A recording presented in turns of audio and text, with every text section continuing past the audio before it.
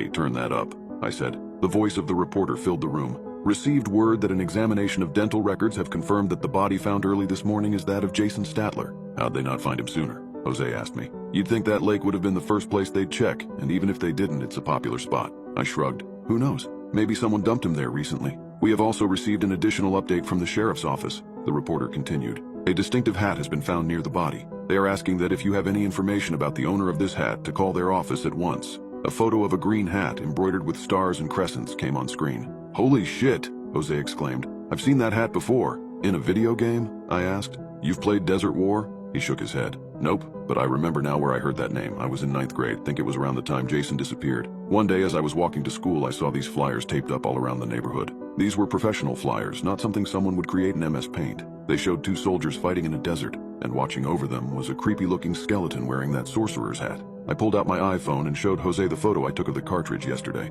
Was this design on the flyers? Yeah, it looked similar. The flyers were advertising some sweepstakes. Said that you had the chance to win an early copy of what would be the last officially licensed N64 game, Desert War. There was a URL to visit. I went to it thinking it might be a scam, but it didn't ask you to enter your social security number or anything like that, just your email, which I did. Never heard back from them. And now you're saying you got a copy of the game? Well, I did, but it's vanished. I told Jose about yesterday's events. All of it except for my dream. "That's crazy," he said. "I bet Jason was lured to the game maker's house and killed there. Actually, wait, it's a little too coincidental that his brother showed up with the game.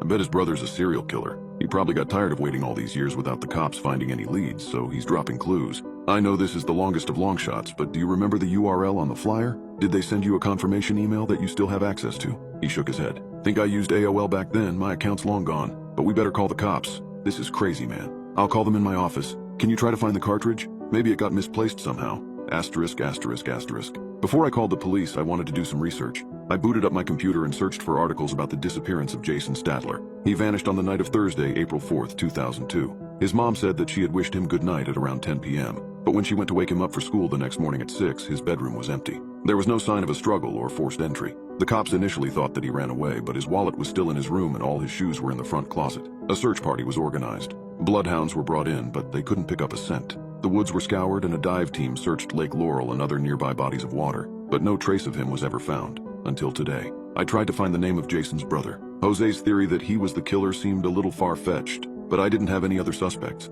As it turned out, he was only 9 at the time of his brother's disappearance. I found a current photo of him. It was definitely the same guy who came into my shop yesterday, but I doubted that an evil 9-year-old mastermind had made the game. I went back out and asked Jose if he had found the cartridge. As I suspected, he hadn't. I returned to my office and pulled up the security footage from yesterday on my computer. There was no camera in my office itself, but there was one right outside it. The footage showed me entering my office yesterday afternoon, the emerald green cartridge in hand. An hour later, I walked out without the cartridge and locked the door. The camera didn't start recording again until 2 a.m., just for a second or so. Nothing visible but a white blur on the screen. I tried to zoom in on one of the frames. The camera wasn't the best quality and the footage was rather grainy, but I thought I could just make out a translucent skeleton-like figure heading towards my office. The camera stopped recording for a few minutes and then there was another white blur on the screen. I zoomed in again. This time the skeleton was holding a cartridge. That was the last bit of footage until today.